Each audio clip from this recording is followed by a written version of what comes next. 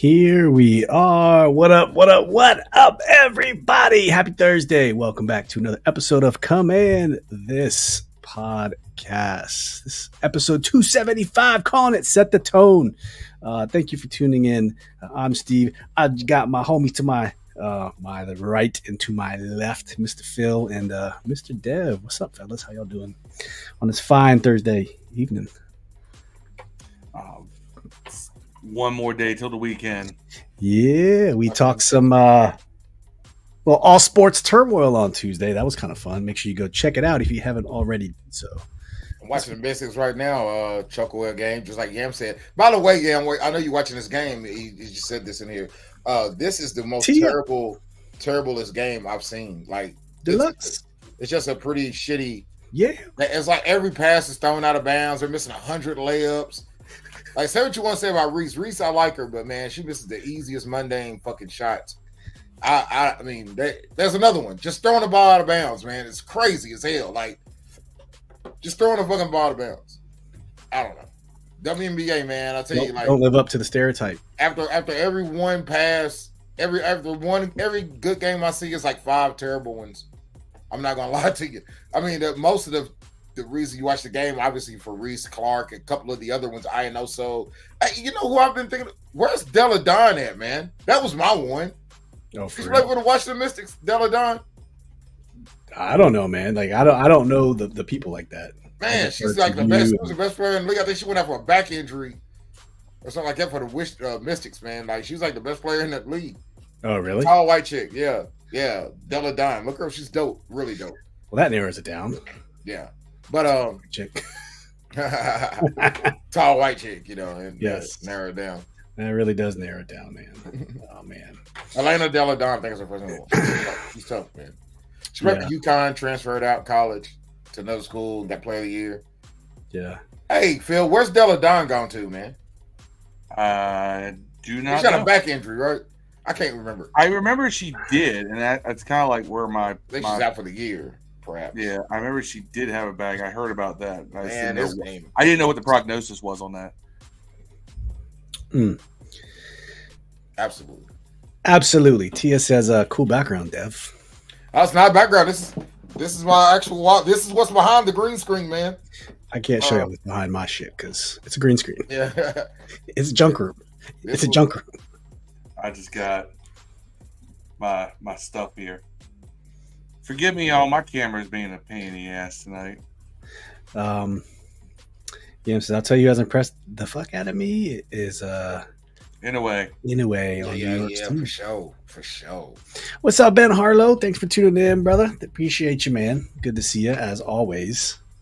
Always good to see everyone. I'm sure Phil will come back and join us here in a second. All right, so we got a lot to talk about tonight, or we'll see where the chat takes us as always. But we wanted to start off a little bit. Let me go ahead and chill out with the background music now that we got the pleasantries out the way. Wanted to do a little quick review of the Dan Quinn presser and the Joe Whitt presser. If you watched some of it before. Both coaches had a pretty good presser today. We're just going to kind of skim through them. And I didn't get to watch it, but I did hear about it on Mitch and them talk about it on the radio today. Yeah, exactly. Commander Nash, what's up, Commander Nash? Hopefully in the running for Fan of the Year. So let's go. Commander Nash is here. Jay, appreciate you tuning in, buddy. Always fun to follow your journey on Facebook, man. It's good stuff. I always try to check in on you from time to time. I love watching what you're doing and being a good example for fans everywhere, extreme sports fans everywhere. So appreciate you, Jay. Yeah, been quite busy. Absolutely, Ben. We know the feeling, man. It's been a rough go around. Dev's blinking in and out. Nah, I was checking out the settings.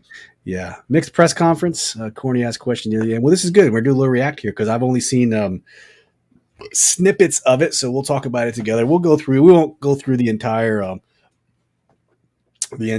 15 minutes of it, but we'll just kind of plow through and stop it along the way, have questions. If y'all want to talk about something in the chat, do it. Let's do it. So without any further ado, man, let's get this show on the road. I'm going to play this. Just give me a thumbs up if you can hear the audio. We'll just we'll get into it. 11 on 11 elements to the team portion. So that was a good process for us to go to. We did a bunch. It was just 7-on-7, a lot of skill work. We're still hitting the skill work hard now. Audio sound good? Now it does. Yeah, now it took us a second to think. All right. But getting everybody together as a whole group, that's been really fun. You'll see a lot of kickoff and kickoff return going on today as well. And we're still digging in and researching it and finding all that. Don't ask me why. The tint, when they did Dan Quinn's press conference, the tint was horrendous. Like this, I don't know if it was the lighting or whatever, but it's so dark. And I swear it's not, because when you see Joe Whitt's presser, it's going to be much better. But kind of funny. Either way, speaking of kick returns, we're going to talk about that here a little later. Kind of some funny stuff with kick returners going on. So it's a fun week. You guys had to make a change of kicker. If you can just kind of do that whole decision and let go of Brandon and then, signing the new guy. Yeah. Number one, I think you guys would all understand this is under investigation, so I can't comment a lot. But what I can say is a little bit about what I told the team. And I think, like most things, not necessarily related to this, but as a lesson, let's make sure you always, let somebody know and tell. There's usually a whole bunch of people that want to be part of the solution. And so when you have that, whether that's for this team or any team or a parent, that kind of communication allows you to, come up with some solutions. So like I said, not, specific to this, but it was just a good lesson, to always have that conversation. It's usually much more difficult in your head than it is really having the actual conversation. And so just wanted to make sure I got a lesson out to the guys as we're going through it. So what's he talking about? He's talking about Brandon McManus. Right. Yeah. Well, but what kind of conversation was that motherfucker supposed to have? I don't know. That's what I thought. I thought it was something McManus, and he's like, yeah, if you had told me. That's how it feels like if you had told me the shit, you know what I'm saying? Then that's why we talked about it before. Like, people were like, oh, I think it was Cody or something, or Mike McDonald. Doesn't Harris own the damn plane? Doesn't Harris own the plane? So Harris was a founder and owner of the parent company who operates the plane. So yes and no, I guess, but I'm pretty sure he was probably privy to some information, and they just made the call. And like, this is the one time Todd Samuel's not here where you can say he's just a kicker. I think Phil said that the other day. He's just a kicker and ain't taking a snap for us. They're going after that UFL guy here. Well, we're going to talk about who they brought on here in a second, but yeah, man, they're making the right moves. I have no issues with this whatsoever. Sharing this to Twitter now, fellas, if y'all want to go ahead, and I didn't get to tag you guys, but go ahead and share it if you want. All right, let's continue. We did release Brandon. I found out some of the information on May 27th, and then we released him on June the 3rd. And then switching to the offensive line, like a lot of talk about that. You have four new starters, some young guys there. First of all, what can you guys do as coaches to kind of help that process? And what things can you look for now? Because like you said, you want to see them in pads, but what do you look for now that shows maybe growth or whatever? Yeah, I think first part, like think about walk, crawl, run, like how are we doing the meetings first, and the system and the learning. And so there's walkthroughs. In other words, assignment wise and targeting, are we in the right spot? We may not be able to assess all the physical things we want right now, but there's still a lot to assess, all the individual skill work. And so where are they at big picture wise, playbook? I mean, these are pretty standard question and answers. I'm gonna push through here a little bit. I know Yam was saying innocent until proven guilty with McManus. Just nip it in the bud as you can. Move on. Let that stuff play out away from the team. Yeah, just given the image of what we had before, right? Mm-hmm. You can't let it go. Phil Bullock, what's up, Phil? Thank you for joining us, man. That's 2 episodes in a row this week for you. Good to see you again with the rest of the crew. And Marcus Edlin has joined us as well. Marcus. Thank you for joining us. I'm not wearing panties. That's from Boomerang. Boomerang, great flick. Robin, you try to do the clap things so to get done. What do you think's funnier, man? That movie or Life? I'm a big Life fan, man. On the Pappy. That's I think Life is funnier, but Boomerang's a better movie. Yes, that's probably true. Yeah. I like Coming to America more than Harlem Nights. A lot of people don't agree with that, but I do. What? Yeah. Like everybody I know will say Coming to America is the best Eddie Murphy movie. Man, I know a lot of Harlem Night fans, and Hello, Harlem Night's probably America. second. Man. But Yes, fuck you too. All right, let's see what else Dan Quinn has to say. It out to you, be like, you know what? Yeah, he's starting to get it. He's starting to grasp. He's starting to go to another level. Yeah, I think the situation work we've been working really hard on. And so some of the timing and mechanics are different from college in a 2-minute setting than it is in the NFL. And so to see every day him going through those mechanics at a 2-minute. So we skipped it, at the end of the half, working down in a clock situation where it's still moving on a first down. And so like that type of urgency. And so seeing him being comfortable in that environment, I would say that's one example of many that shows the work that he's put in. Over the course of this next week and a half, pretty important because after next week, they go on their summer break. What are some of the key elements, key important things you're trying to drill home to your team before this final stretch run? We're trying to work the situation side of the game as much as we can. And knowing that, about 70% of our league, the games are 8 points or less. And so it kind of speaks to the importance of what can happen at the end of the half or the end of the game. And so much of that can tie in, to special teams and how you're working that part of things. So all 3 phases working together. And so we're really trying to dig in on those. We're getting a lot of reps inside and some jog throughs, on the system offensively and defensively, but being outside and the timing elements of situations, those are harder to walk through, because these 7 seconds have to be done and executed at a really high pace. So we've been really pleased with the work that the guys have been putting into that spot. Dev, you got Deluxe and Marcus saying Harlem Nights was fire. So you got 2 there for you. Yeah, Harlem Nights is fire, definitely. Greg says it was funny and depressing at the same time. Life is. Yes, life is. But you know what? That is life. That is life. And depressing at the same time. Yes. There you go. Good connection, Phil. And it looks like you and Adam really value positional size across the board, but outside your corners traditionally have been bigger guys. So with a guy like Emmanuel, who's got obviously a very unique skill set, but is on the smaller side, how do you work with him and work around whatever physical limitations he have, or do you even see him as having physical limitations with his build? The first part is really, the ball skills. And at that spot to be able to turn the ball over as a defense, that's something that you really want. And that's, I would say, his superpower, and the thing that he was so strong at. And so from there, you look for length. And so it doesn't always necessarily mean the size to it. And he's bigger than he was for sure. He's worked hard on that this off. Pause. He right there, right? Because he's about bigger corners. We forget that Emmanuel Forbes is like 6'1". Nah, He's man, just really really 6'3". Huh? He was 6'3". He shrunk 2 inches. Yeah, Is he 6'3", 6'4"? I don't know.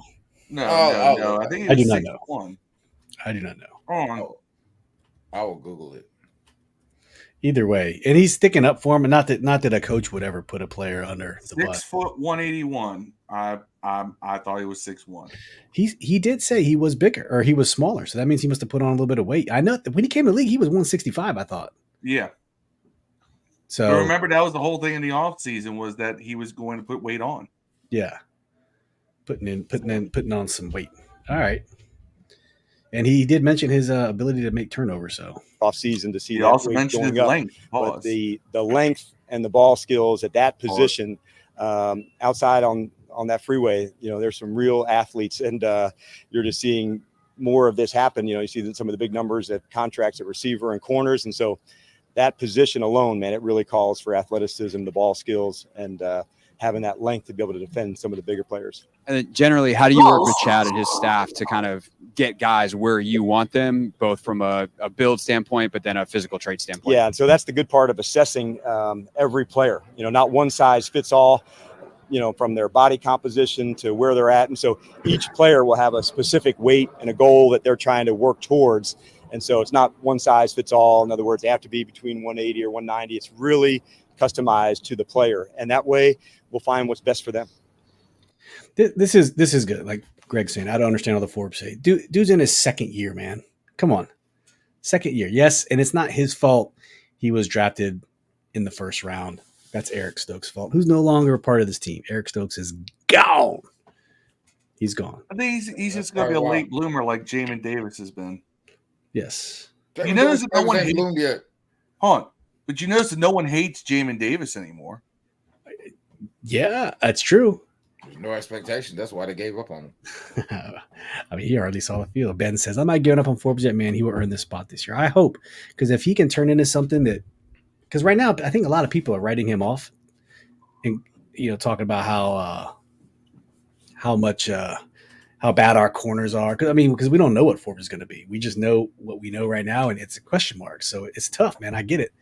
But he's supporting him, man. It's pretty cool. Marcus said he listened on B. Mitch and Finley. Grant and Danny are on YouTube. JB Finley said they had Emmanuel Forbes at punt returner. Yeah, man. We're going to show a couple clips of this here in a little bit.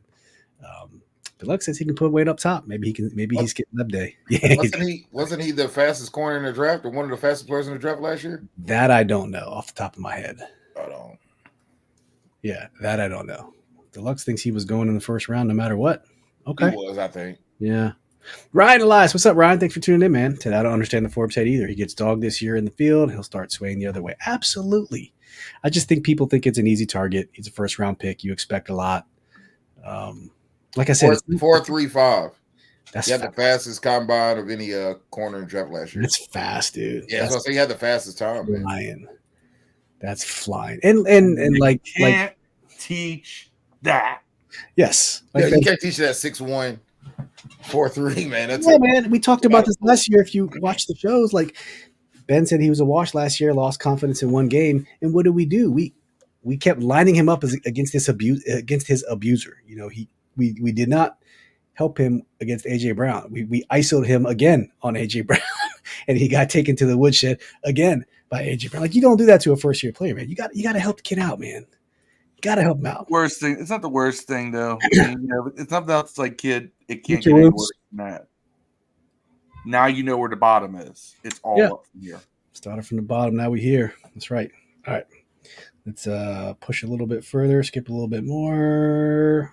To do that. Yep. Have you noticed a change historically with players that are doing that? And what do you need to see from him in order for him to get to that next level? I think that's a natural question, at the end of a contract or you're in a contract year, and what does that look like? But more important even than that is like this improvement, and we're trying to really push him specifically on the versatility. So you'll see him working some with the defensive line. You'll see him working with Ryan Kerrigan on the side. We're adding, parts to his game that maybe we didn't use, and we're certainly trying to explore. Talking about Ron and Jack. That's who he's talking about. Politely. Oh, look at what Yam said. For that. And so if that's something that he can add value for himself and for the team, then we'll dig in. And that'll take a while as well. That's not something that's in one practice or in 1 week to say, okay, it's there. Let's take the time and work through it. And I've been very impressed by his work ethic. Hey, Coach. Obviously, you and Adam Peters and ownership inherited the history of the franchise under previous ownership. You were a part of it. But when a situation like this arises where those kind of allegations, does it impact your decision making? I said it earlier, that's nothing that we can comment on. There's investigation that's ongoing. Right. So we're not going to listen to more McManus questions. He's whoever that was baiting. That was an obvious bait. They literally cut in to a flow of conversation. He already addressed that at the very beginning. to just dig that up again. This is your DC media for you people. Oh, I would love to do that. They're not tough. They're slimy. Going to go. The competition during this phase of, spring football is certainly different than it is in training camp. It's speed, it's your execution, but not the physicality. So we don't want to go too far in the evaluation physically, because so much of this evaluation is assignment, where we're at, the communication. If we get that part right, then we know when we get to camp, we'll really let it rip. But getting the part of communication and speed right, then we can add the last element to it. And then as a coaching staff. Hold on. Phil Bullock, did you say, wait, we gave Ryan a job? He's our all-time sack leader, right? Kerrigan has been a coach for this team for 3 years? This is his third year. He's already we been for 2 years. We didn't know if he was going to survive the transition, but he was selected. And he was actually moved from assistant defensive line coach to what did they call him? Pass rushing specialist coach? Coordinator or something. Yeah, something like that. But yes, he is employed. He is part of this team. That man has 0 pass rush moves. He has one high motor that never quit. Yeah, 0 pass. Yeah, well, that's a mentality thing. Maybe it's good that at least he'll kind of tell people, look, I had limited skills, and look how many sacks I had. Yeah. Kerrigan's thing was a lot of guys did well on the opposite side of him that probably wouldn't have done as well otherwise because he drew attention. He could create a little havoc. It's a Charles Mann thing. Charles Mann was the same way. Since our coaches were trash last year, hard to judge any of the players on how it went for them. It's true. Although Dev will disagree, especially with Terry. Still should have performed, right, Dev? Man, I'm not leave Terry alone because, like I said, $24 million is pretty cheap for a number one receiver now. If that's what you think. Now it is. Yeah, now he's like a peasant. Yeah, but $30 million on the top of it with him, I'm gonna be tired of that shit. Like, hey, it's not my money. Yep, absolutely. Yeah, Deluxe. I think people would think different of Forbes because he only had one pick. I think he dropped two more. He could have had more than Aaron. What's his face? There we go. Ben Harlow, Aaron Colvin, assistant defensive line coach, 2 years. I thought they changed his title to a pass rushing specialist or some weird thing like that. Don't quote me. Maybe that was early on. Assistant. No, on the website it says assistant to the assistant linebackers and pass rush specialist. Assistant to the defensive line coach. Assistant to the regional. Is he like Dwight Schrute? Yes. Yeah, he's 35. Yeah. He looks good, man. He's definitely back to his natural weight. He probably lost he lost like 40 pounds, I bet. Oh yeah, definitely. I remember when we saw him. You're like, man, didn't recognize him. First off season. I remember Steve and I were like, what the hell happened to Kerrigan? He was one of those guys that probably had to actively try to keep all that weight on. The guy that you had to eat your 5,000 calories just to maintain what you got. All right, let's go. Staff with people coming. Obviously, some of you know each other from the past, but some of you don't. How do you feel the unison in the staff is coming together as a group? And that part's been fun. That's one of the great parts about our game is like it's always evolving and changing. And so what has been good, it started probably I recognized it during free agency where people had different backgrounds, had even been around different players. And so that carried into the draft. And now we're able to share ideas on the things. And so planning for a mini camp or planning for a training camp, it's very easy now to ask, Aylin or Cliff, let's compare what was good, what'd you like, what could we do differently? So those are questions that's nice to have somebody right there to discuss with. And, so that part's been exceptional for us. If you think about it, he's kind of has a little mini Detroit Lions staff. Got a little Dan Campbell staff going. Almost all these guys, just not necessarily the fact that they're all former players, but the fact that they're just experienced, dude. I don't think they have any first-year coaches. They're young and experienced. Yeah. And they got unlike me when I was young. I was inexperienced. Late bloomer here. Late bloomer over here. I don't know about you guys, but a late bloomer on my end here. I peaked. I peaked later in life. All right, let's get to minute 11 and see what he has to say. Looking way far down the line. I recognize that's part of your job to look down there, but I try to put that off and just have fresh eyes for the moment and the player and what we think he can do. We didn't have a chance to ask you last week about the report that they could be moving this part of the schedule, the OTA schedule, up towards training camp and changed all that. What do you kind of make of that, compressing it that way? I don't have a lot of details on that. But what I can say, if it's something that, from a player standpoint, it's better, there's, health related reasons behind it, we'll find a way. And the teaching is the big piece. I would imagine there's probably some guidelines that you want for the new player who's learning a system, much different than like an NBA team that may. So I don't know if you guys are tracking the CBA, I think the Players Association was talking about trying to get rid of OTAs altogether. And so you just have training camp and then preseason, and then you start your season. And so I don't know. I feel like there's a lot of not enough game time and game speed derived injuries that I think that's a terrible idea. Yeah, I mean, let's extend training camp. Yeah, and get more joint practices in, but yeah, they don't like coming to work in the summer of the OTAs. Maybe that's the thought. But I don't see the injuries happening in OTAs.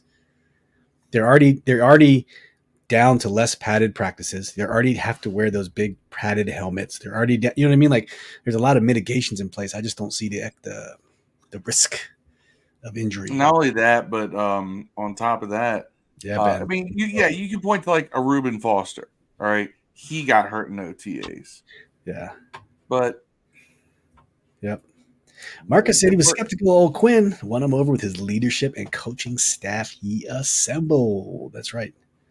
Winning wins Ben over. It's a good change, though. Hope he brings a lot of wins and the Super Bowl for us. That's it. That's the dream.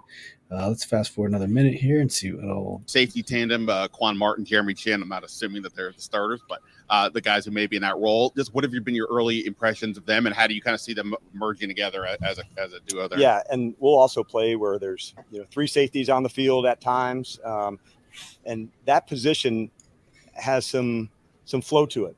Quan's got experience at playing nickel and down and in by the line of scrimmage. Jeremy can, come from the top down and play over tight end. So they're unique things that they have. That's what this part of the year is for, is to find those unique things. But I've been really impressed by the two of them, their communication together, but they're not the only ones. You're seeing different guys and different combinations, and we'll continue to do that. Dan, I know you guys were on different sides of the ball in Dallas, but Tyler Biotish, having a guy like him here so far, what have you seen from him? How has he kind of meshed with the offense, the offensive line with the team? Yeah, I think having Badass here. Did he call him Badass? Okay, so it's official. Tyler Biotish's name is Badass. You get that, Dev? So when we say Badass, that's who he's talking about. I'd rather have that because his name sounds too suspiciously like bad bitch. Yeah, Biotich, bad bitch. Yeah. So I'll take Badass. Yeah.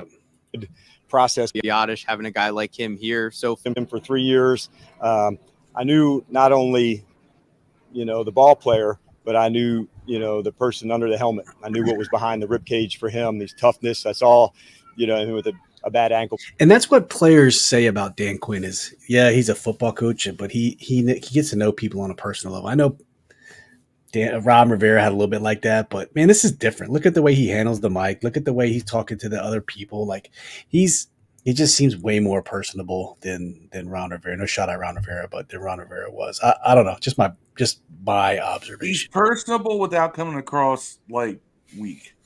Yeah, exactly. You're not like, you don't want to be there. Some people are too nice. Yeah, you don't want to be Michael Scott. He's being cordial, but there's nothing about him that's like giving away anything. Yeah. Or acting like he's trying to hide anything. He's just being very flat with his language. And that's actually something I appreciate because, let's face it, we don't need to know everything that's going on inside there. Now, for us, be nice. We like knowing everything because, rumors are content and we're content creators. Right. But what? All things aside, for the organization, this is a better move to just not be letting everything just leak out there and then everything becomes a distraction. I know Chris Cooley said that the players don't pay attention, but that was in the 2000s when the social media was nascent stage and you had MySpace or early Facebook. Nowadays, if someone farts a big old protein cheese fart in the locker room, before that cloud has cleared out, all over Twitter. Yes. Tia says, I'm sold on the defense. I think they'll be great. You have a lot of vets mixed in with youngins. I can see the offense. Great's a huge word. I think they'll be solid. I mean, you do have the defense was, I don't know, the weak spot of the team. I think it was the worst in the league right here. They're going to go to solid. They short up a lot. Jeremy Chin, Frankie Luvu, Bobby Wagner. You got pieces. Jerzon Newton when he gets healthy. I think the defense is going to be okay. I'm not going to see anything more than that. I think they're going to be. If there is any hope for this team to make noise this season, it's going to be on the backs of defense. Yeah. And offensive rookies taking a leap forward. Okay. Big leap forward. That's my opinion. Phil says, see what he just said about the 3 safety? That's your boy, Dev from Iowa. I'm just saying. You're not talking about Cooper DeJean. Who are you talking about? What Iowa safety are you talking about? I don't know. Is he talking about Cooper DeJean? Like the guy we didn't get? I don't remember bringing that up. I don't know, Dev. You could have brought it up and just didn't know it. No, I don't. No. Oh, I remember we were talking about Cooper DeJean Thursday. He's talking about Ben Nickel, our safety out of Iowa State. Ben Nickel, 6'1", 210. I think that's who Philip Bullock's talking about. Oh, okay. Yeah. I don't know. I mean, we got Percy Butler still back there. Oh, he's talking about Cooper DeJean then. Okay, he is talking about Cooper DeJean. All right. Let's finish up this Ron DQ presser, and we'll talk about Joe here. This one here, Whitfield.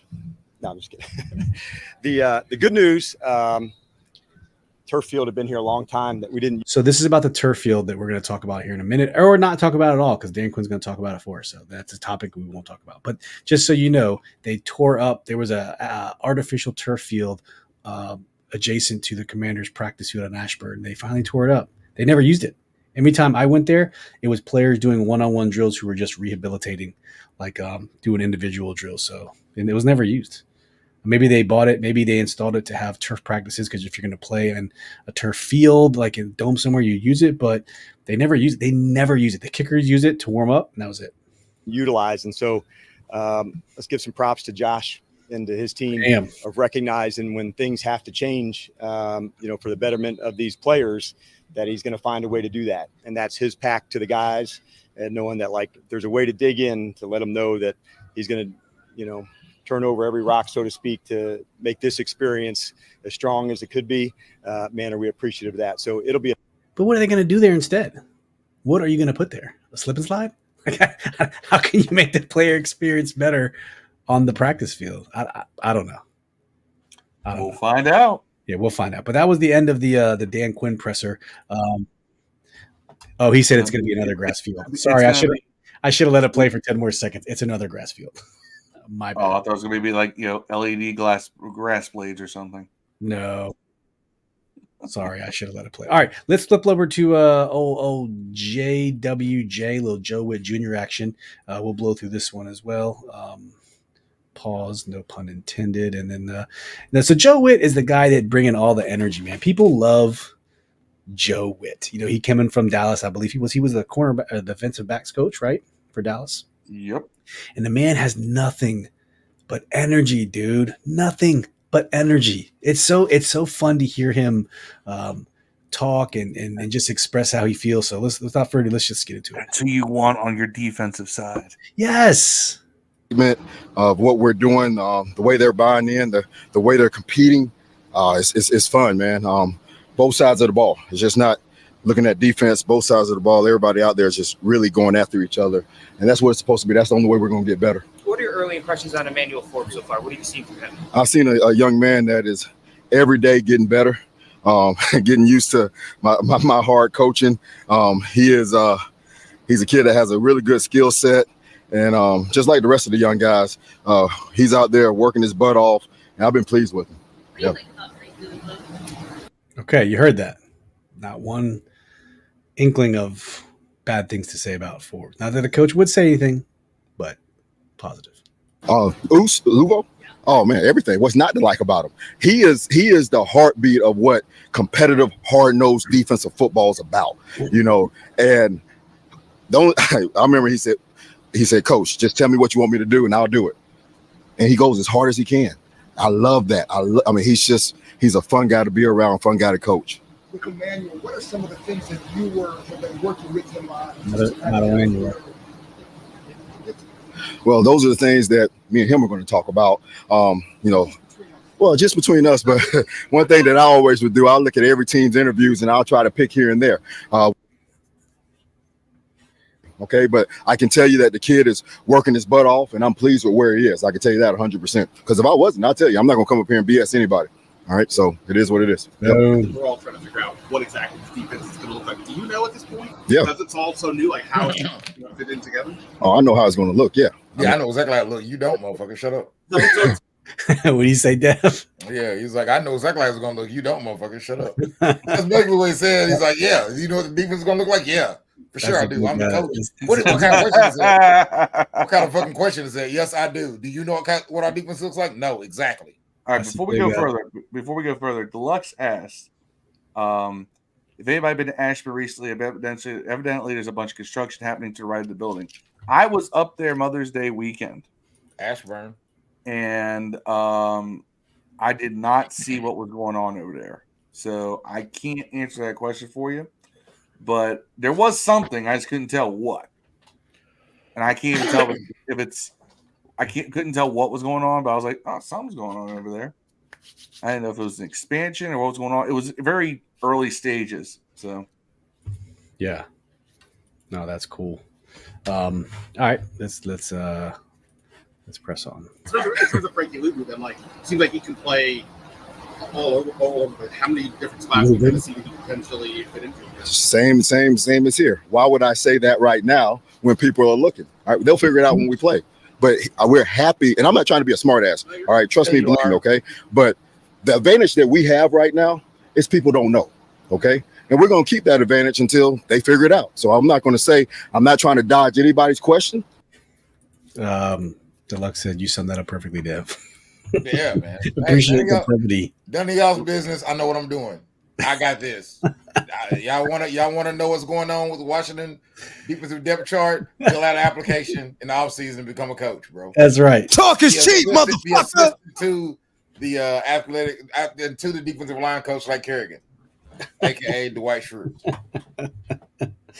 Marcus says the thing I love about Joe Whitt and Dan Quinn defense, different than Jack Del Rio, we will use different looks like Jamin Davis and blitz packages. Yeah, man, we will use Jamin Davis inside, outside, upside down, inside, outside.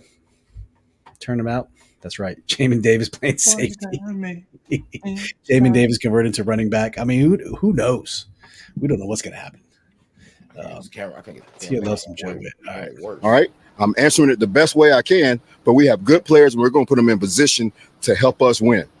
And that's all we're going to get until, after. And that's what a damn coach is supposed to do. Put your players in position to be successful and win. Exactly. Not you are in my system, so you do whatever I tell you to do, whether that's right or different. It's I'm going to put you in a position to be successful.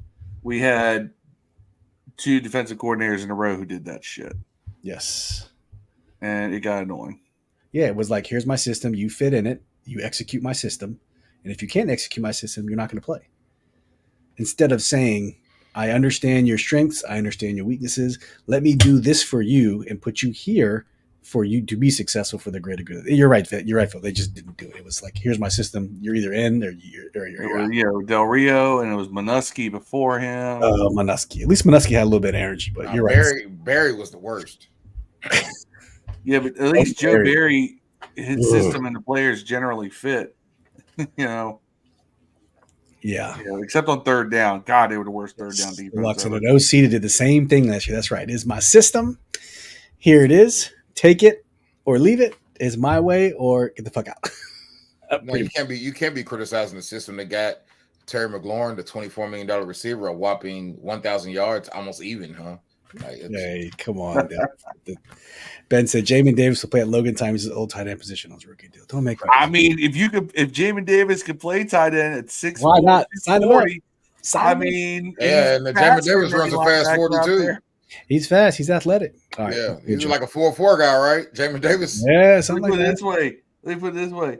Jamin Davis at tight end makes more sense than Cam Sims at safety.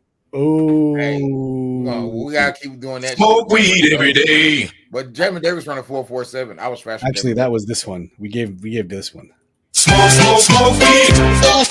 Hey, damn, son. It's funny because Dev built that one up, man. We were talking about I haven't smoked weed in about 2 hours, so I'm doing pretty good. Ben Harlow says, "Be enemy, aka be only me." I like the enemy, man. I just didn't want him to coach here. Reality that has to be, how do I get to the next one? How do I win a championship? That's I don't really worry about that.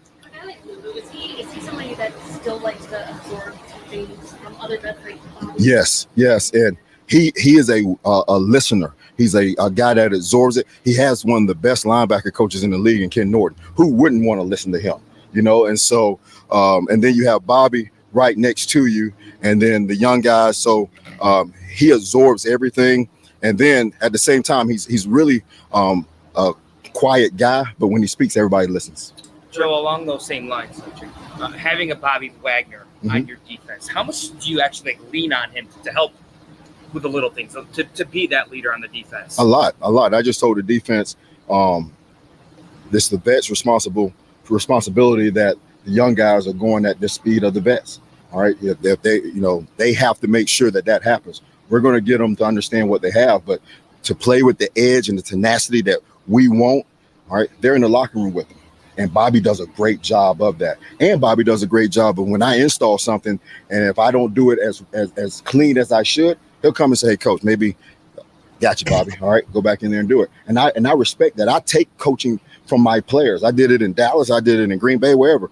That's the only way you get better. All right. So we're all trying to grow and get better. So I'm not trying to say, hey, I have all the answers. As a defensive staff, we're putting this together with the players. It's our defense. It ain't my defense. It ain't Coach Quinn. It's the Commander defense. All right. And we're going to get it done. So it takes all of us. And along those lines, you got a clean slate here. You come from a whole brand new staff, guys you haven't coached before. You're the architect of this defense. How fun is that challenge of having this clean slate and going, all right, let's start? It's been really fun. What makes it fun is working with good people. The defensive staff, I don't think I've seen enough written about those guys. Jason Simmons, Tommy Donatel, already talked about Ken Tapp. Man, we come to work every day and we compete. We have fun. And then we get the opportunity to coach a group of young men that are. All right, sorry, I lost my stop button. Were you trying to give me a stop, Phil, or you just showing a comment? I was just showing a comment. Yeah. I fully agree. Yeah, EB was a series of Clifford Franklin motivational posters. This is better than Dan Quinn. This got me fired up, man.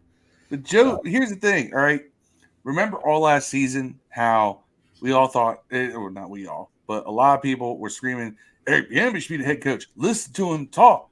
Listen to him." I mean, blah, blah. Nobody listened. Here's the thing. Joe Whitt brings a similar energy, but I buy into his shit a lot more. Yeah. Because it doesn't sound like he's trying to blow too much smoke up your ass. No, not at all. Not at all. All right. He's answering the challenge. Those guys that I want to see, can they go in there and play along with Bobby and Oos and Jonathan Allen and Payne and those guys? So those two guys, we have put a lot on, and they're answering the bell as right now.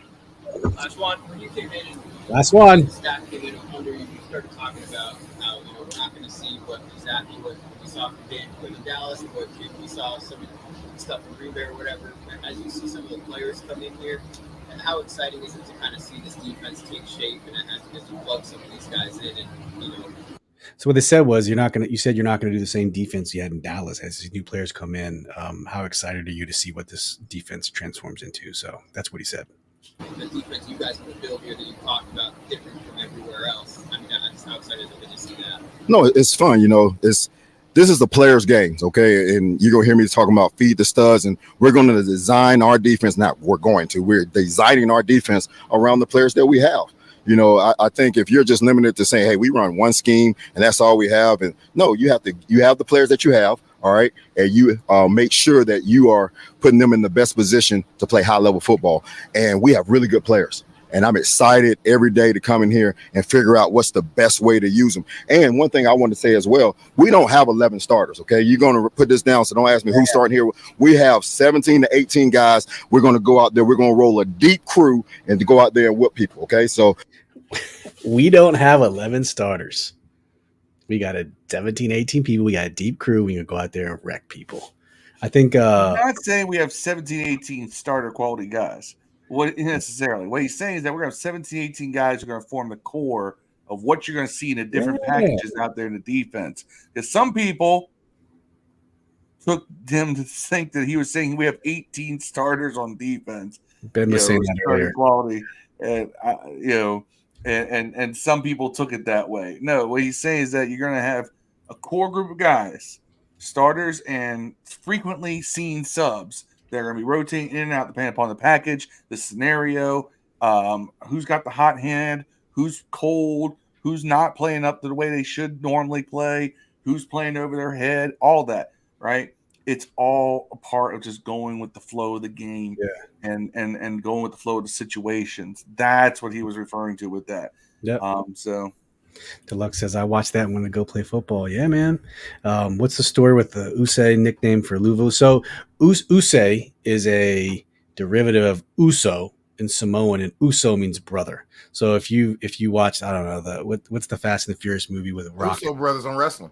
It's brothers in wrestling, dude. They're Samoans. But I mean, you see it a lot in that movie, that Fast and Furious movie, where Uso, they say like 50 million times. But Usay is a derivative of Uso, so it just means like I think it means bro instead of like. It is. It's like there's a thing that says that's not Usay.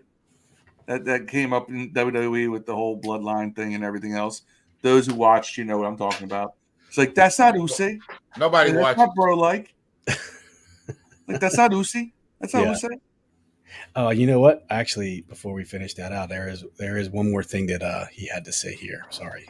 We don't have 11 guys. We have many personnel groups, and now can they own those positions when we put them in there? So when that comes, don't ask me about who's starting, please. There you go. Okay, so they're going to ask, so I don't know why. Do you want to know why this excites me? Why does this excite you, Phil?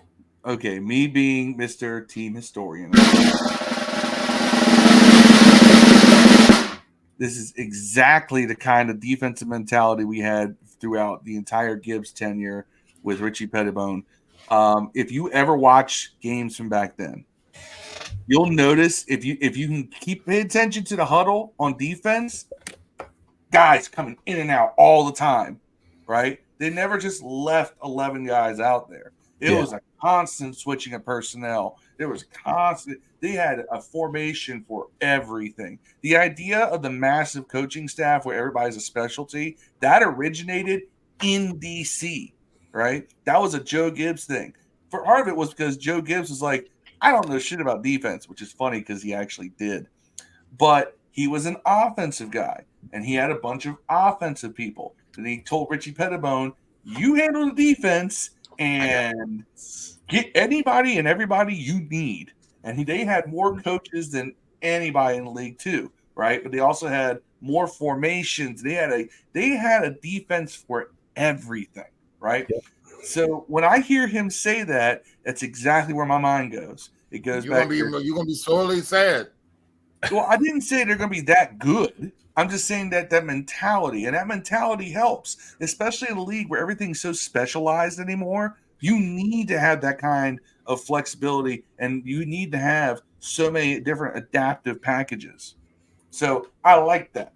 That's what my girl says about me. I got an adaptive package. Talk to me. You're talking to me. I have an adaptive package, lady. Speaking my language. Just speaking my language here. Dev has an adaptive package. He has a ball, though.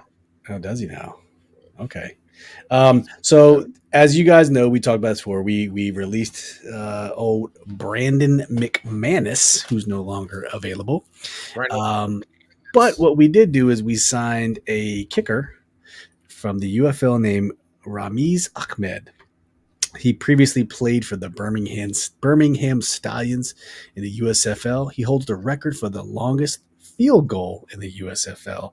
He's also played with the Bears, the Packers, but he has not attempted a field goal extra point in the NFL. And so that's our guy right now. It doesn't mean they're not going to go sign someone, but what I wanted to do real quick is show you here's who's available in the free agent market. So they didn't choose to sign any of these guys, and kickers don't cost that much. They went with this guy Ramiz. I don't know what his connection is to Adam Peters, to any of the scouts. I would love to know why they signed him and what's the connection, but here's who's available remaining in the NFL. You'll recognize a couple of these guys' names. Is this coming through the screen? Okay, yeah, it is coming through okay. So you got Will Lutz, Nick Folk, Brandon McManus, Spencer Schrader, Braden Marvison, Harvison Mevis, Jude Actemy, whatever, James Turner. Joey Sly is still out there and available twice as a Jacksonville and but these are the only technically available free agents in the NFL right now. Outside of Joey Sly, and Nick Folk and Will Lutz. Nick Folk and Will Lutz are two. You don't know who any of these guys are. Nick Folk is almost 40. So maybe Will Lutz feels like he's 40. He's 29.8. I feel like he feels like he's been in the league for 20 years. Yeah. I don't know why. He's not one of those guys like, God, he's only 29. Nick Folk has played for 17 years, man. That's wild. Yeah. But, So, I mean, I didn't realize McManus had been in the league longer than Will Lutz. I would have never guessed that. yeah. Tia sold on the defense. That's right, Phil. Deluxe says, I want Phil on my trivia team. He pulls all kinds of good. Hey, he's the historian. He's the historian, man. We got a couple episodes on our channel. If you go back to the Washington Wayback series, I know we only did 2, but Phil's like our resident historian of Redskins football, and I would put him up against anyone any day. I'd put all my money on Phil as answering. Maybe we should do that one day. We should have a trivia night. We'll do Washington trivia. Are you smarter than Phil? But we got to do it so where your hands are up here, so there's no Googling and everyone has to answer on the spot. Like we'll come up with some. Maybe we'll do that one night before they're in the summer. Are you smarter than Phil? And we got time now. Washington. I don't got no questions, and we don't have nobody else on the show with us. So, see if we want to come on the show and challenge Phil. But yeah, man, I don't know. Ramiz Ahmed, what do you guys think? Camp body? Could he be the guy? I mean, I don't know, Dev. What do you think? Well, if don't care. If you're in the Addicts group, I confirmed it is not Riz Ahmed. Yes, not Riz Ahmed. At first, that's who I said. Riz Ahmed. I was like, we had a kicker in our group. Riz Ahmed, and yes, and. Mid show plug. Thank you for tuning in. If you're still watching with us, if you're watching on YouTube, hit that like button for us. It don't cost a dime. It don't cost a thing. Don't cost a thing. It don't cost a thing. We appreciate it. But thank you for those who are with us, man. We appreciate each and every one of you guys. And yeah, kicker Riz Ahmed. Not going to spend too much time on this, but he's our kicker. That picture right there, taken by the great Lake Lewis at a camp. Of course, I cropped it down just to show that. But and Tressway's rocking number 10 for now.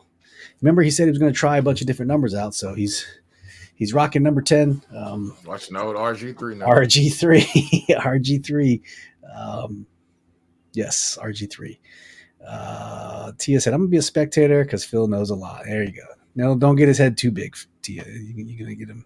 If you look on this screen, you'll notice my head is way bigger than everyone else's. So says, when is it figured out for everyone to go to a game we can meet up? We are on our ass. So it's between opening day, which is week 2 for us, or the Tennessee game, which is the first week of December, which is week 13. So we're trying to figure out which one, because we have a little thing going with the team about getting discounted tickets for a Commander's Day Out. So we have to figure that out. Dev doesn't like the cold. But we really want to do the Tennessee game because I think that will be fun because Mr. Titan will come into town and stuff. So not sure. I know Tennessee ain't that fun to watch, man. I can watch them any week. That's down the street. Yeah, that's the other thing too is that Dev's 45 minutes from Nashville. I don't think he wants to. The Giants stadium. I'm like 30 minutes away from that stadium. Giants ain't that fun either, man. But that's week 2. Yeah, but that's a rival game and it's a home opener.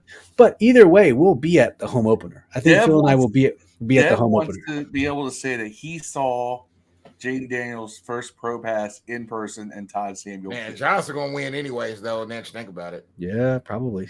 They kind of have the numbers. Yeah. Yeah. Deluxe asked, when is the Darryl Green retirement game? It usually is at the homecoming game, which is around that October time frame. Around that time, so I think it's to be determined. But yeah, we gotta lock that cold in October up here. It's not. I mean, you'll have the occasional like crap winter's coming days, but usually October in DC, the thing you gotta worry about is rain.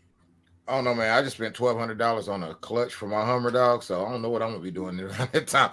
Probably going to the poorhouse. Literally, I mean, December like an hour ago. Dev, the way it's been lately, December 1st, man, it could be 70 degrees up here.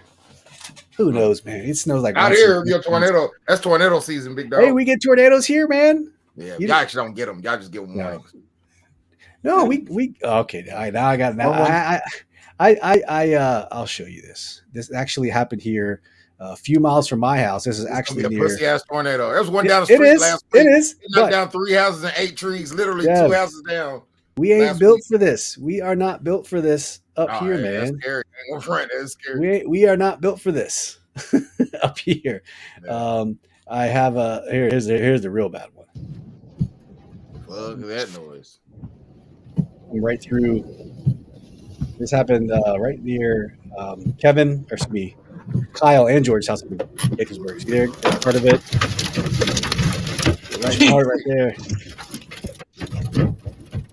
No.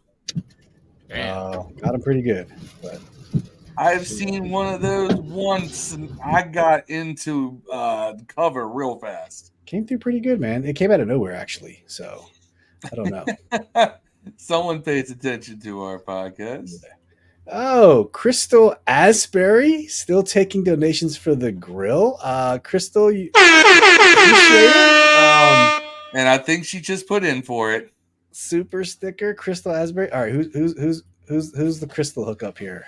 We've never met Crystal. Okay, Crystal, friend of the show. Thank you so much. Always appreciate it. Never asked for, but says Cristal like the champagne. Cristal. Well, donation, no donation. I always try to go out and buy a shit ton of food and a shit ton of beer for everyone to drink and come up. So it just makes for a friendly I believe that a friendly atmosphere. We got the music playing, and it's just where we go, Command Corner Tailgate. It's just a very welcoming. I believe Juan and the crew of 405 at Command Corner Tailgate, they got shots lined up all over. I get free. I didn't get to play because I was cooking, but Phil went and go sampled some free shots over there. So, but Crystal, I did. Go on.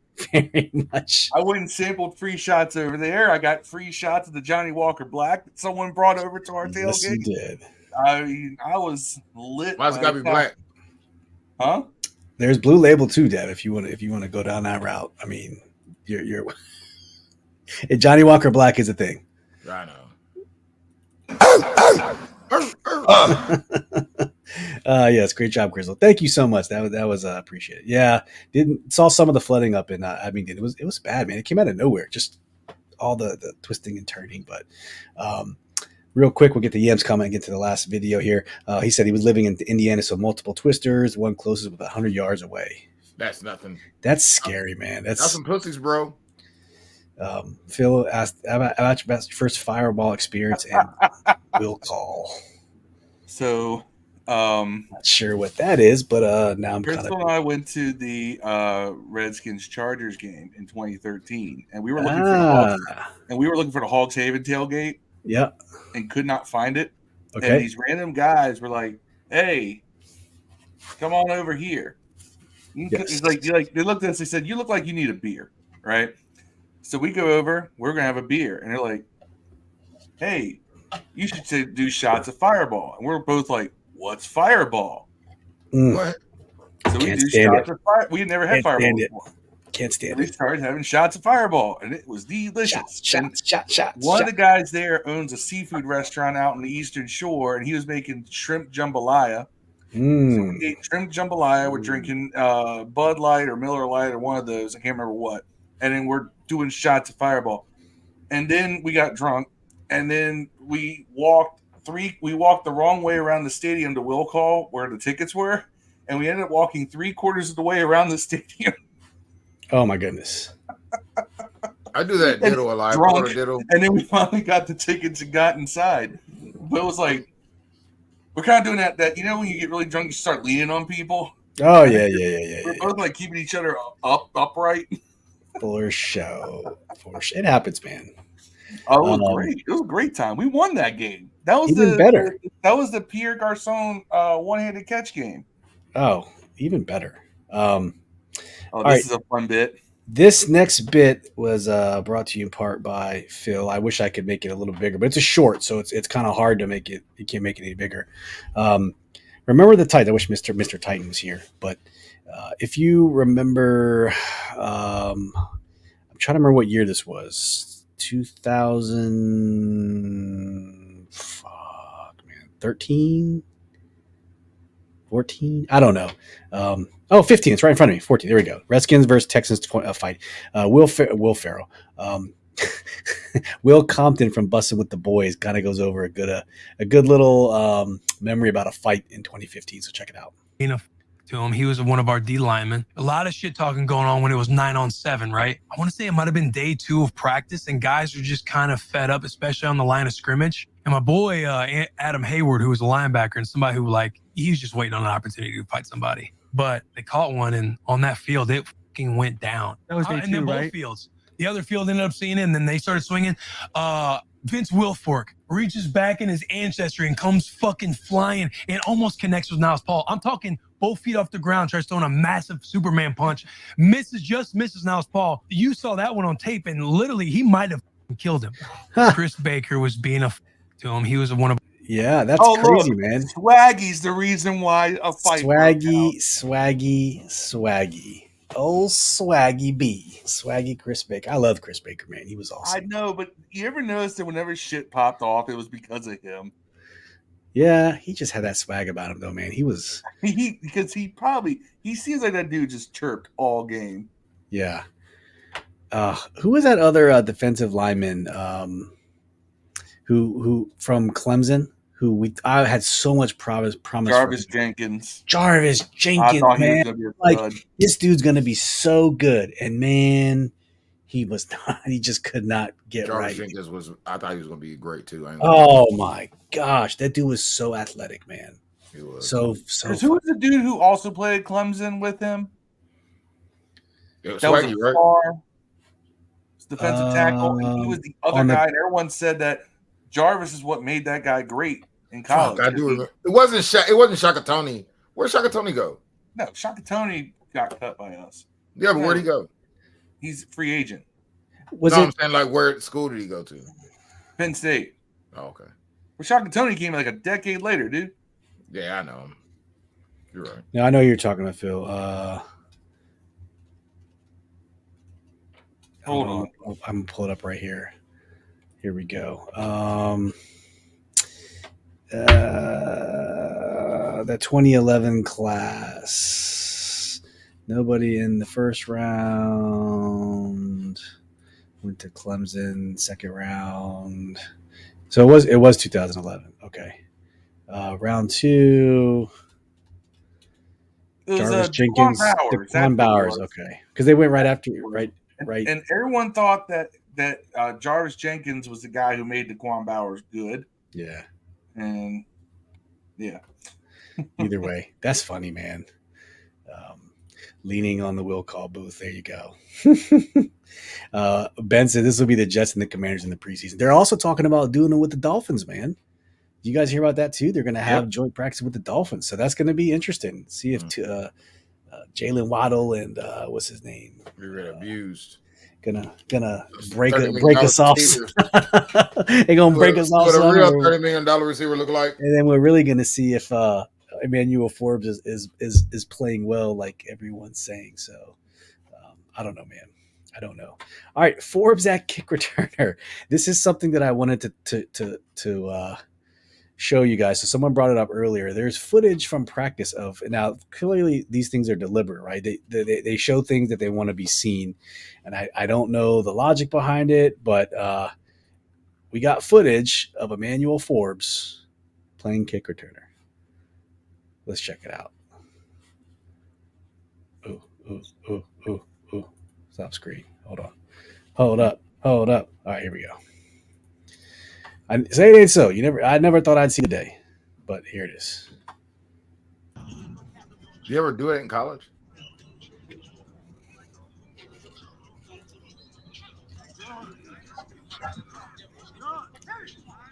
Quick though. He's fast. He runs forward. Effortlessly quick too. Look at them ankles, man. Them things like 2 picks.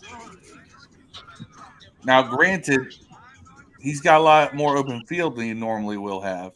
Yeah. I mean, Brandon Banks was 140 pounds and he did it, and he didn't die. Brandon Banks 140 pounds. He was 5'4" or some shit, though. He's like he was tiny. And he was 160 or 155. Yeah, this guy's 20 pounds heavier. Like 60. He had a knife. Hold on. Brandon Banks at the combine. 155. 5'7", 155. 5'7", 155, and he carried a knife. Yeah. Get shanked out this bitch, man. I think it was in micro wrestling now or something. I am gonna share this one. He called Brandon Banks the dwarfinator. Dev wanted me to show this to the crew here. Yeah, I'm gonna show y'all's bitch ass weather, man. Y'all got. Hey man, we ain't built like that. I'm trying to tell you. You in mute, Steve. Here we go. This is just downtown. Can you hear me now? My neighborhood. Can you hear me? Yeah. Can you hear me? Okay. Here we go. This is drone video of an aftermath of a tornado. Oh yeah. There's no sound to this. No, there's no sound. No sound. Wish I could make it bigger, but In the eyes of an angel. hold up. Who's Quantavious, Dev? Quantavious Davis Queenie. Oh, that's my cousin. It was on a screen caption. Fuck her name up. I'm gonna definitely tag her in this shit. Fuck her name up. Yeah. Call her Queen. This is my favorite Queen. cousin in the whole world, by the way. Yeah, that's good stuff, man. Yeah, we grew up. That's terrible, man. How long ago was that one? It's the year before last, like literally about 2 or 3 days before Christmas, and this is like a week later. You got a tornado and then snow. Yeah, we got snow now. This happened the tornado happened like 3 or 4 days before Christmas. I didn't even know it snowed in Kentucky, man. Crazy. This is normal. We get all the seasons, big dog. It's hot now. All the seasons, man. Y'all get everything. That's funny. I knew it was Dev's truck before I even heard Dev say, "It's snow, motherfucker." So with the Forbes at kick returner, is this a gimmick? Do you guys think is there any nuts to this? Like, especially guys in the chat. Do you think there's something here, or is it just trying things out? I think it's a case. We're gonna see game week 1, like Coach said. We sure will. I think it's a case of let's find out what juice is worth squeezing. The guy's fast. Yeah. Why not? I mean, if you had a 240-pound guy, if you had a tight end who ran that fast, you try him back there too. Yeah. For sure. What do you think, Dev? Forbes has hands. He caught all those interceptions in college. I think nothing to see here. Nothing to see here. I mean, if it turns out to be nothing, cool. I'd rather they try everything and then stick and figure out what works from that than just guess. I can see Brian Robinson at kick return though. I mean, hell, it's like a running play. You need someone who can survive the hits, right? Man, you're gonna have 2 people back there, one on right, one on left. Old school, man. Yeah, I remember those days. I remember. Remember we once had Brian Mitchell and Desmond Howard. Oh, dude, back there, Michigan great. Desmond Howard. Yeah, he was absolute dog shit and he was terrible. And Super Bowl MVP water for us. Deluxe says one day at joint practices, the team is smart. Fights always happen second and third day. Yeah, for real. I went to that. So will we see the crossfield laterals with these two? Frank Wycheck, the Music City Miracle? Music City Miracle. We did that. Hold on. Pass, by the way. I went to a Redskins versus Tennessee Titans preseason game with RG3's first one, which he didn't play. Pat White won in overtime. There's Bakari Rambo got the shit shook out of him by Chris Johnson. Oh, another huge failure, dude. Bakari Rambo, man. So much hype for that dude, man. So much hype. Hold on. Watch this. This is exactly what I'm going to talk about right here. Let me share this screen. I want to see this. James Starsh, I like him. Damn, somebody on 1080, 180p or something. What the fuck was that?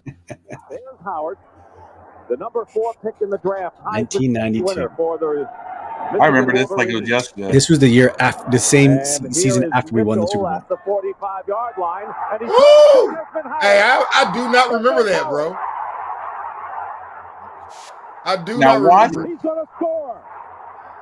I do not remember it. That was Desmond Howard's first NFL touchdown. With no gloves for the record.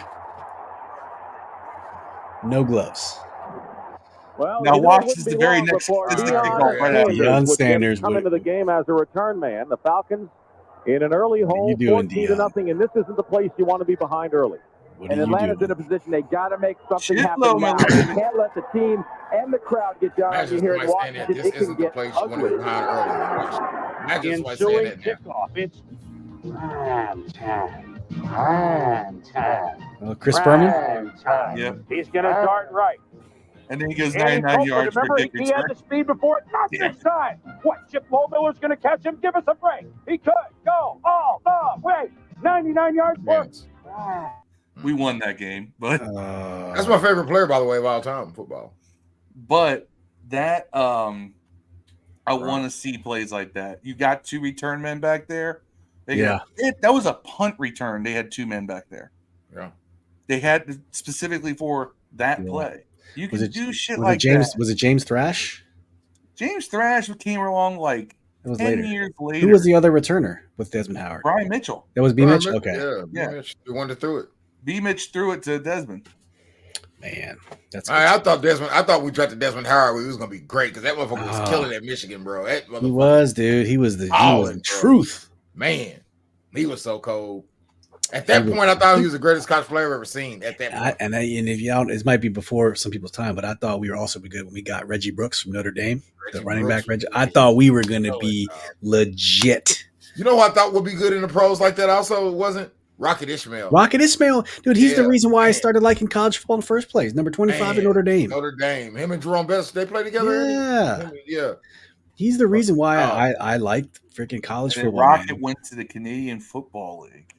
Out of college. Then to the Raiders. The NFL. Yeah, man. No, he went to the Cowboys first.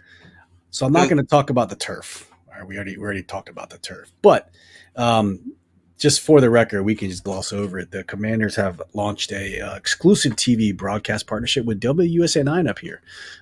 They're going to include increased coverage of the team through the 2 WUSA produced shows, include a weekly pregame show and 3 Commanders produced shows. It also gives the station exclusive rights to broadcast the team's non-national preseason games. So take it for what it's worth. It's kind of weird up here, though. This team's always been a Fox team. So I don't know how this is going to work because WSA has always been AFC, at least in the DMV. So I have no idea. It sounds like this is just non-game content. So just like during the week content and then some pregame content. And then, so I don't know how it's all going to work, but they're partnered with USA 9. Just thought I'd throw that out there. So I will say that I do remember when they did have a contract with WUSA before. Yeah. This is back in the Gibbs era. This is back on all my old heads. I'm going to drop names. This is back when you had Glenn Brenner doing the sports broadcasts, right? Before he died.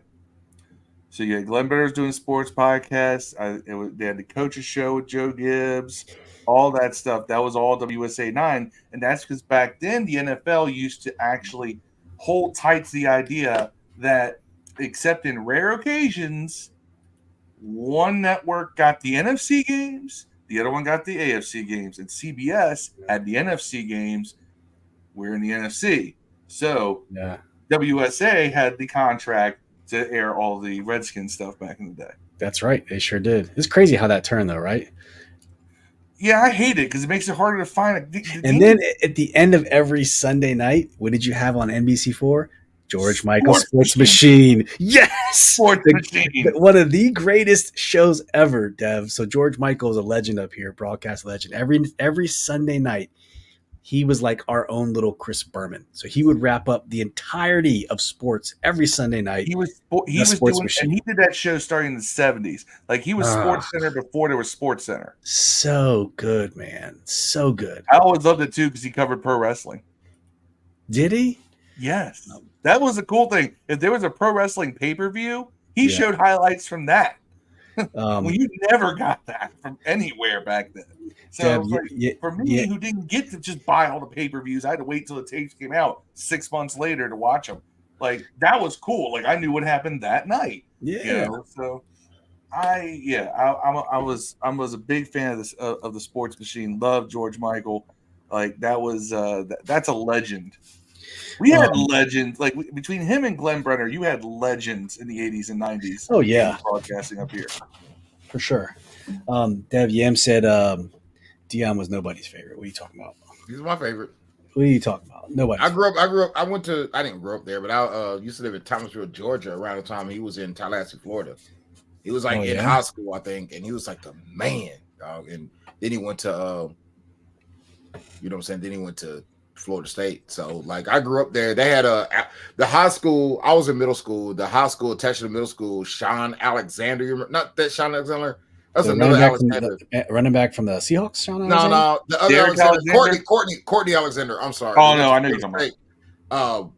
He was in high school at that point. At the school I was at, that motherfucker was he was like LeBron of the high school. You know, so like a lot of Florida State guys. I was a huge Florida State guy when I was a kid, like 6th, 7th, 8th grade, and I moved back to Kentucky. Yeah.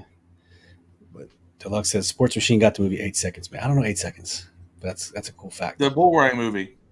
Oh, okay. Yam says he watched every single sports show he could back out of DC and Richmond, living in Fredericksburg. You got both. That's right. I don't know if you guys seen this. I wanted to show this, though. So the Vikings got these uniforms.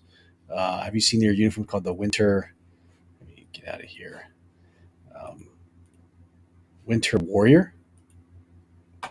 Kind of hot, man. People are going to complain about it, but I think they're kind of dope, dude. Winter Warrior.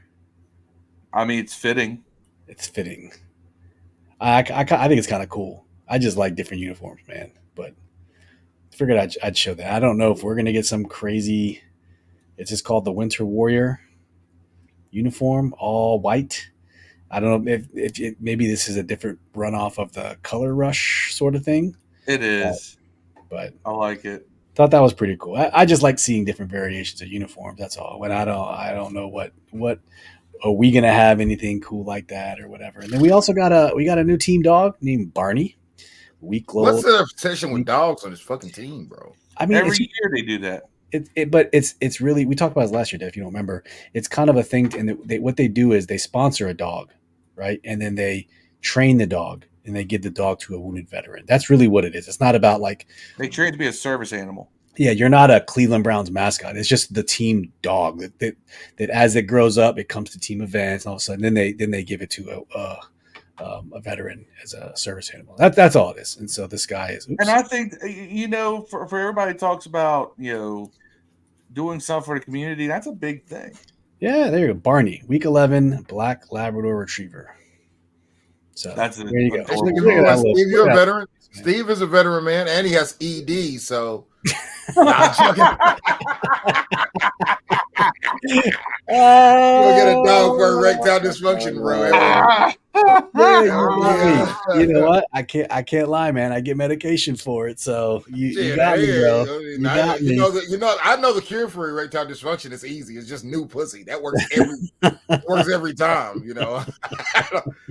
I don't know what to tell you. Oh man, Dev. You open up a can of brand new poontang, boy. That motherfucker. Almost every veteran gets that. Actually, to be honest with you, so. Every man gets it. Come on, bro.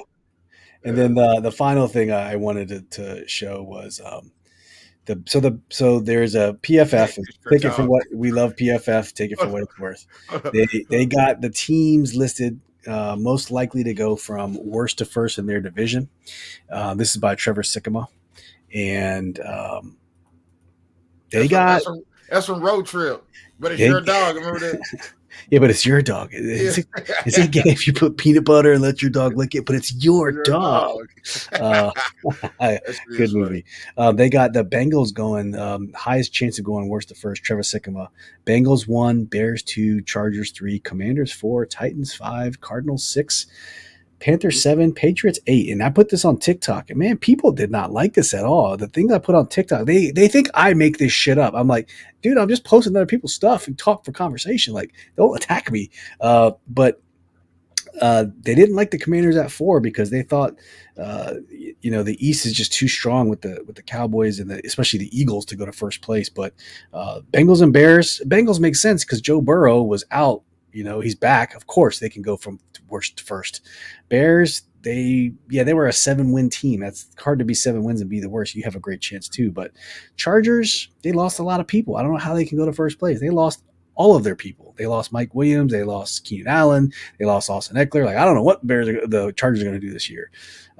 Titans, they're Will Levis is the quarterback. They lost Derrick Henry. Like, I don't know how they're going to go to first place. Cardinals, I think they're kind of status quo. Panthers, they just sucked. You really think the Panthers are going to beat the Bucs? You really think the Panthers are going to beat the only reason the Panthers are not dead last in that list is because they're in tank division. NFC South? Yeah. And in the Patriots, in what world do you think Jacoby Brissett has a chance to beat the Dolphins and the Bills? Come on. Let's be real. So this is just a rest of the team pass. I don't really like this Trevor Sikkema list, but it's worth the conversation. I just don't think that. I think if you look at all the situations, that's fair. Yeah. 4 is fair. What's up, Michael Hyde? Thank you for joining us, Seahawks fan. I'm guessing, are you in a West Coast, man? Are you in Washington? Let us know. Let us know, man. Let us know. But I don't know, Dev. What do you think about this list, man? You think this is legit? I don't see any problem with it. Dev? Dev's muted. Oh, I'm sorry. Bears. Or were they worst? Were the Bears worst? They were a 7-win team and they were in last place. They just happened to have the pick from the Panthers before. That's how they got Caleb Williams. First, man. I don't think the Ravens are leaving that. I think they're going to just run the ball 40 times a game. Bengals ain't going to beat the Ravens. That's the first place. They never do. Unless Lamar's hurt, man. Like, that's the only time they ever win the division with Lamar's hurt. The only reason they're on this list because Joe Burrow was hurt last year. So, of course, he's going to come back. They didn't lose because Joe Burrow was hurt. That guy Browning Jake Browning came in and played well. Got the same stats. Yeah. Chargers, maybe.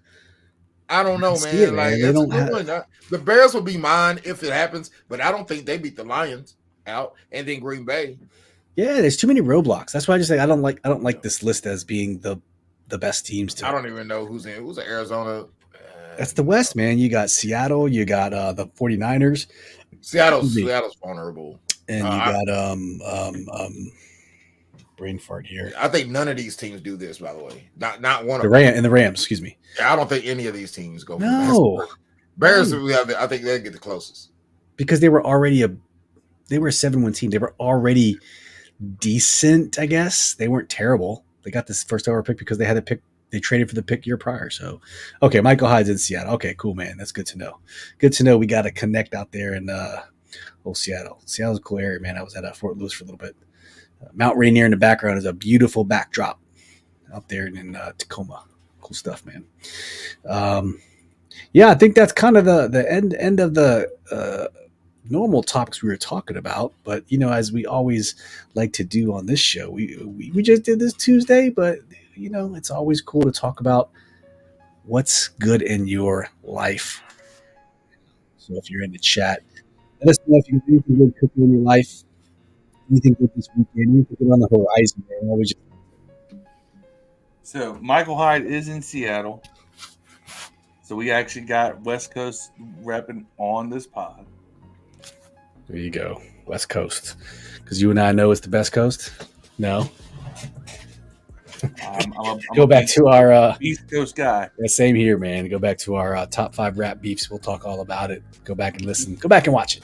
I liked the West Coast a lot when I was young. I ain't gonna lie. I used to like Dre, Snoop, NWA, Ice Cube, Spice One, Mac 10. It's like all them guys. MC8, DJ Quick. Yeah. I always feel like that was a South thing. Like if you were in the South before you had real representation in the game, like everybody in the South was a West Coast rider. Yeah. Just I don't know why. Just always when I moved to Virginia, I got that vibe. Like I didn't get into South music until like Master P. Like P was probably I like I was like Cash Money, T.I., Ludacris, Outkast now, the Dungeon Family got X. I like all those, but I didn't really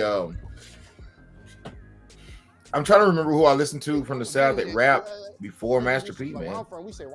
I was really hard in the East Coast, obviously. Yeah. I really like the West Coast music as well. But Outkast. Yeah. Like UGK and stuff, Did you guys see CJ Stroud talking shit about the Colts linebackers, like a rival team? Did you guys see it? Yeah, I mean, they had to drop the wide open pass for a touchdown. The Texas when he been in the playoffs. Like, he had a wide open 3-yard first down would have won the game for the Colts. I'll show it's only a 50 seconds. I'll show it to you, Phil.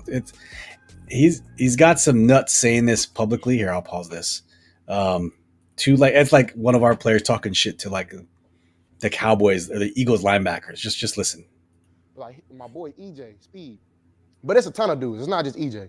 He with my agent, and I tell him this to his face. I don't even trip. But like a lot of dudes come to these podcasts, like, oh yeah, I'm coming to hit. I'm gonna hit CJ in his face. I'm gonna get him next year.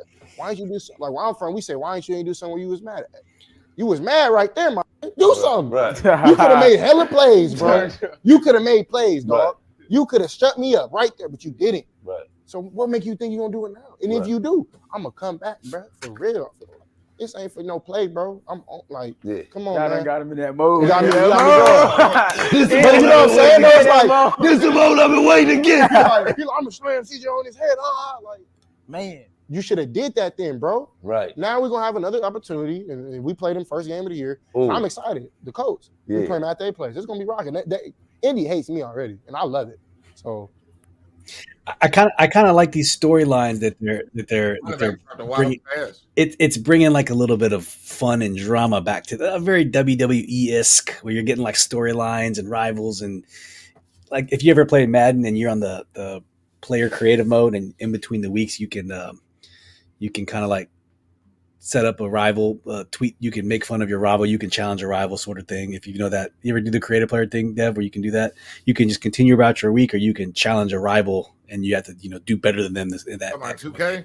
No, and Madden, kind of same concept, but either way. All right, what's good in anybody else's lives, man? You got let's end this show on some positivity here. What you got? Anybody got anything? I mean, the long work week's going to end tomorrow. I'm going to be spending Saturday floating on the river. Ooh, where at? Which one? Shenandoah River. Shenandoah River. Heading up, I'll be floating up to Harper's Ferry. Yeah. All right. Working on my tan. There you go. Michael Hyde says, one good thing in my life is I got into my dream school, University of Washington. Congratulations, man. Congratulations. Good stuff. Good stuff. What are you going to study? No, he got into. I think he's already been. Or did you just get into, Michael? You young? Are you young? I thought you were an older head. I always assumed that if you're watching our podcast, you're probably an older head, but maybe not. Hey, who knows? Maybe we're getting a little younger crowd. I don't know, man. I'm trying to think of some all-time good Huskies. I did some Googling here. Mario Bailey. Penix. Corey Dillon. Michael Penix Jr. Chris Chandler, the quarterback for the Falcons. Lawyer Malloy, DB for the Patriots. Mark Brunell. Mark Brunell was a Husky. Okay. Mm-hmm. Ernie Weinmeister, Hugh McKinley, and Warren Moon. Warren Moon was a Washington Husky. Yeah, he was. One of my favorite quarterbacks of all time. That's good, man. Cody says, I'm on the west of the Continental Divide. I think that counts as West Coast. What up, fellas? What up, Corey? Better late than never. Join us, man. Hey, I'm going to Vegas here in about a couple of weeks in the West Coast. Yeah, Dad's going to go get let's get married. Good for you, man. I'm going to try to go to the Bunny Ranch. I think they shut that down. Remember that guy had a heart attack, and then there's all that shit going down with the Moonlight Bunny Ranch. They shut it down. That was a great show, though. Cat House. I'm just going in there to get a trinket. A trinket. Yeah. It's open. No, it's open. It is open. Maybe Dennis didn't. Dennis died. Open 24 hours. I think the owner died. Yeah, Dennis Hoff did die. That's not Dennis Hoff though. Dennis Hoff's the other guy that did the magazines. This guy's not. No. Dennis Hoff did the Bunny Ranch. He did. You're thinking of the guy who did Hustler, and that's Larry Flint. That's Larry, Flint. Yeah, you're right. No, Dennis Hoff died in 2018. Damn, I didn't know he died. Yeah. Wait, who's running it now? I think the one Madam.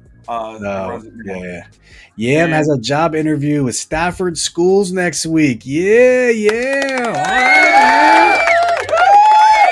All right, yes. Good stuff. Let's hope you get that job working for Stafford County Schools, man. Stafford County. That's in the news clip where that where the little person cross guard was selling weed. Little person. No. Dude, that really happened. I'm gonna send it to you.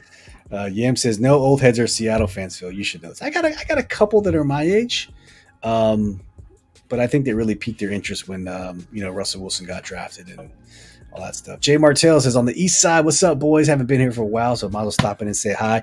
We appreciate you, bro, man. Better late than never. You think you got Josh Norman as your thumbnail on YouTube? That's a throwback to the past. I like it. Marcus Edlin, some family graduates from college. All right, man, that's good. That's good to hear. Always good to see our our families, being lifted up and moving on to better things. Mike says, I'm young. I'm studying communications for HR. Yeah, that's what Phil does. That's right in Phil's alley, man. So communications. There you go. I did do a little communication study. I ended up getting all my stuff's in. I'm minored in communications. Organizational development management. I got a master's in human resources. That's another thing. I got 8 employees coming in next week, traveling into our shop, putting these. I got 2 kids coming straight out of college to be service technicians. There you go. And I got 6 guys I'm going to be bringing on board as welders. So we're putting. You should do a mixtape album with your kids. Feel like straight out of college, Chronicles for life. I communicate well. I communicate through memes and sarcasm, so I think I should count for something, although I'm not a communications major. Deluxe said he found ticket stubs from RFK playoff games, but had to build a custom closet to clean up the mess created. Yes, it's true. Yes, that is super dope. Yes, see everyone congratulating Yam in the chat. There we go. See, we lift each other up, man. Stay blessed, everyone. Stay blessed. Go ahead, Dev. I sent you that video of that cop. It's a true thing. It's a news clip. What are you talking?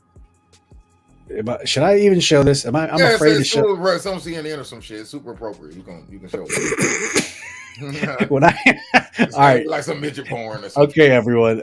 Disclaimer: Dev said this is super appropriate. So here we go. I'm ready. I'm ready. Just in case. I'm terrified. Yo, shut up, man.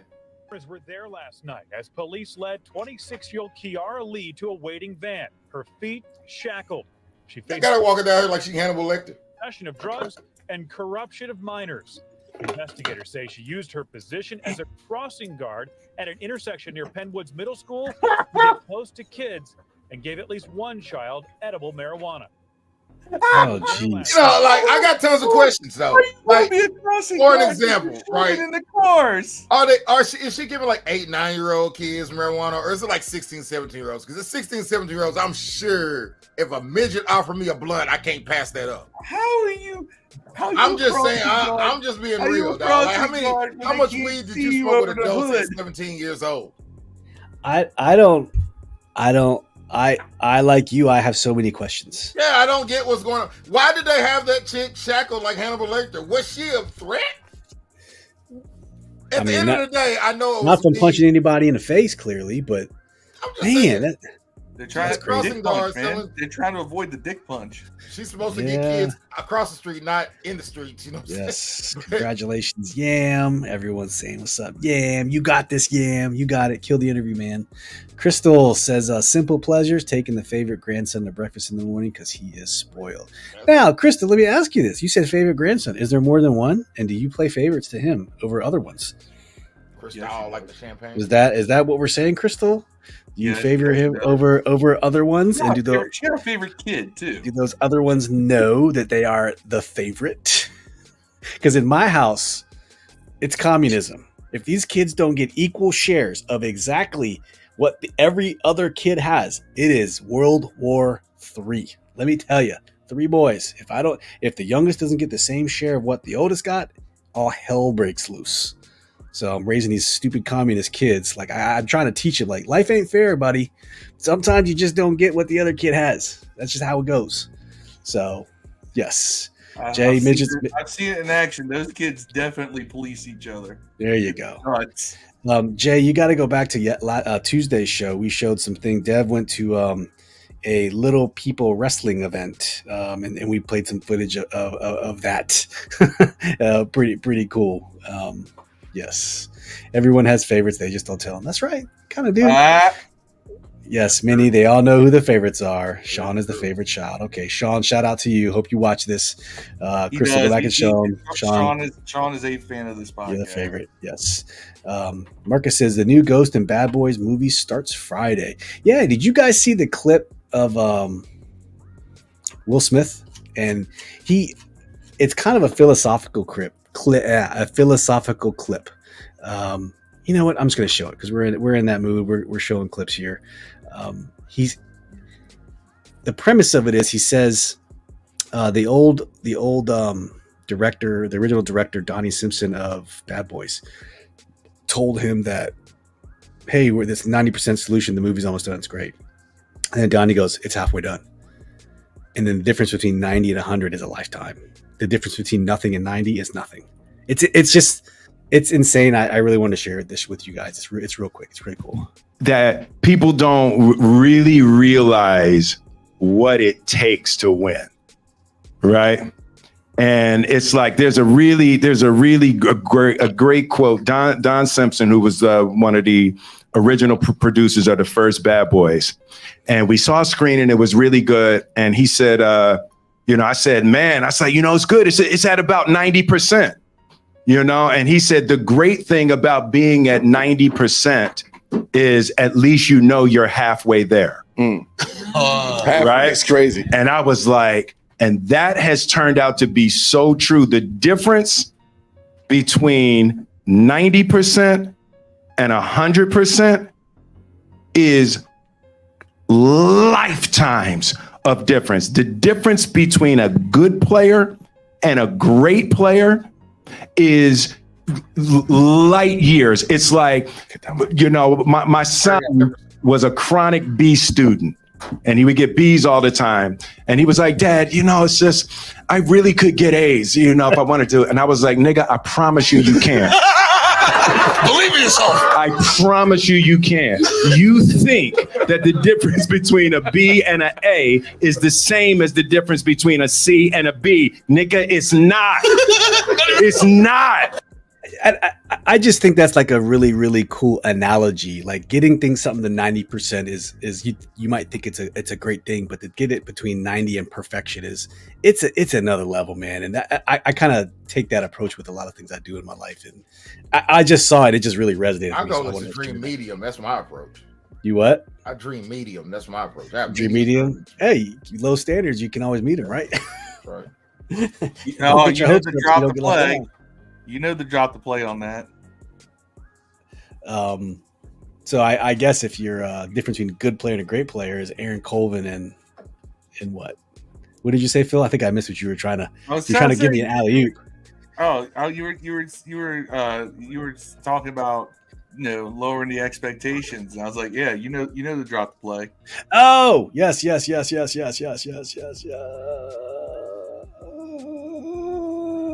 It's out of order.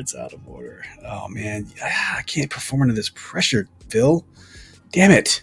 So your production skills have ED too, apparently. Apparently they do, because I put it in here on a whim, and it wasn't. I think I lost it. Damn it. It's appropriate to be a fan of this team to have that drop. Lowered expectations. It's not in order. Hold on.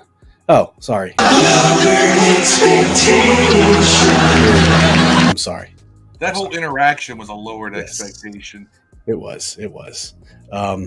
Riker's a favorite grandson, but he was a surprise, so he earned the title, to be honest. We're all surprised. I will tell that story. You like plans to have kids that got any sense? I promise you're bullshitting. Yes. No one plans to have kids. It makes no sense. Deluxe says Dev's stuck in the Zorn era. Hey, we going 2 and 15. Anything under that? Success. Stay medium. Hip hip hooray. Yeah. All right, man. We're gonna shut this one down. We'll definitely be back next Thursday for another live stream. Thank you so much for everyone who joined us tonight. And Crystal, thank you for the super chat. Big props to you. Love you. Appreciate all the love. And thank you for everyone who tuned in. Went a little long. We talked about, hey, we're only gonna go for a little while today, and look at us. An hour and 40 minutes. I've been holding a fart for like an hour. Every time, people. He hits us and says, "Oh, we should get this done in like 40 minutes." I was like, "He'll go long." Dude, I just like going to bed, and my only exception is doing this podcast, is where I try to stay up later. So it's what is on my screen here? Weird. I'm telling you, man. Last time I did this, there's weird hand motions and things happen in the background. Maybe it's StreamYard, or maybe it's I don't know what it is. Either way, thank you all for tuning in. Please like and subscribe to the channel. The audio will be out here very shortly. Love each and every one of you guys. Please share this with someone, man. If you know someone who's a fan, share it. We do some off-kilter topic stuff as well. So yeah, with that being said, we'll be back next Thursday. Maybe dropping some content Monday. We'll see. We'll see how it goes. But okay, that's it for us. We out of here. As always, peace. Inhale. Till the next time. We out.